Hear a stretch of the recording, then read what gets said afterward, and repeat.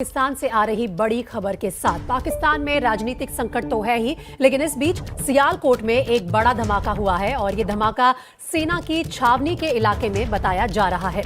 अभी ये खुलासा नहीं हुआ है कि धमाके के पीछे आखिर वजह क्या है, और जो जानकारी सामने आई है उसके मुताबिक धमाका उस इलाके में हुआ है जहां सेना का हथियार डिपो भी है। और कहा यह भी जा रहा है कि ये एक बड़ा धमाका है या फिर कई धमाके हैं, इसके बारे में भी पुष्टि अभी आनी बाकी है। तो सीधा चलते हैं इस्लामाबाद, जहां से हमारे साथ जुड़ रहे हैं ABP news reporter Hamza Aamir. Hamza, इस वक्त सबसे पहले ये बताइए कि क्या ये एक धमाका हुआ है सियालकोट में या कई बड़े धमाके हैं, और इसके पीछे की वजह क्या वो सामने आई है?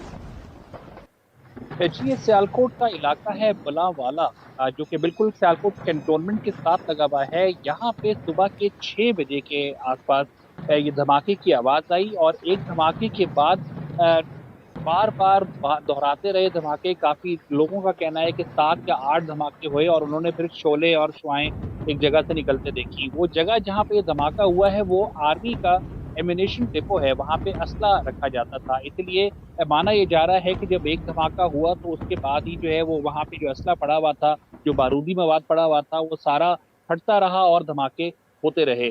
फिलहाल पाकिस्तान आर्मी की तरफ से इसके हवाले से कोई कंफर्मेशन या कोई डिटेल शेयर नहीं की गई है, लेकिन जो लोकल्स हैं सियालकोट के, उनका ये कहना है कि वो एरिया थोड़ा सा साइड पे करके है, कैंटोनमेंट का एरिया के साथ लगा हुआ है। इसी वजह से कोई कैजुअलिटी या सिविलियन या किसी फौजी की जो है वो अभी तक हलाकत की खबर नहीं आई है। एरिया कॉर्डन ऑफ कर दिया गया है, फायर ब्रिगेड वहाँ मौजूद है, आग को बुझाया जा रहा है।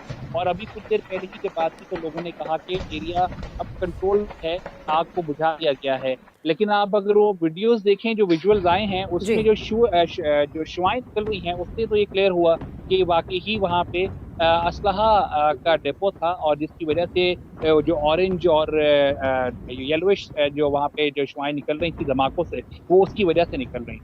तो आप ये कह रहे हैं हमजा कि अभी तक पाकिस्तानी सेना की तरफ से कोई औपचारिक स्टेटमेंट नहीं आई है जिसमें उन्होंने बताया हो कि ये धमाके क्यों हुए हैं, लेकिन वही जो राजनेता हैं वो किस तरह से जायजा ले रहे हैं हालात का?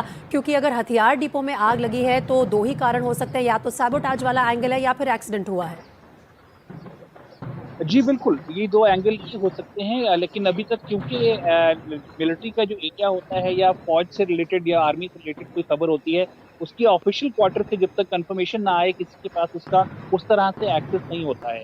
लोकल्स जो कह रहे हैं वो एक अलग बात है कि वहाँ पे धमाका हुआ, सुबह-सुबह हुआ और उसके बाद यके बाद दूसरे धमाके होते रहे।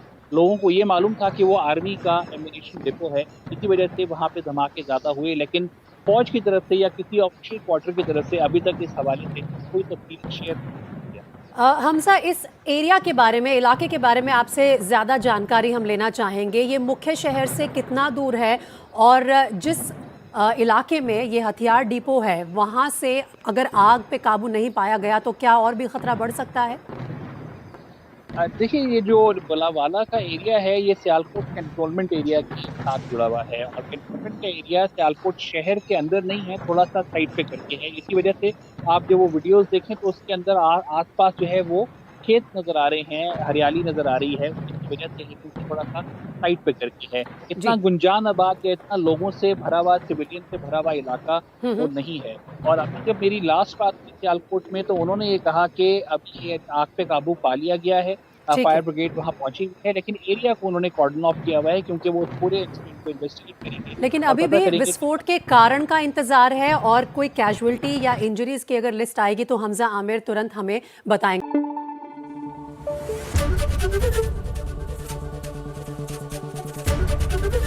एबीपी न्यूज आपको रखे आगे।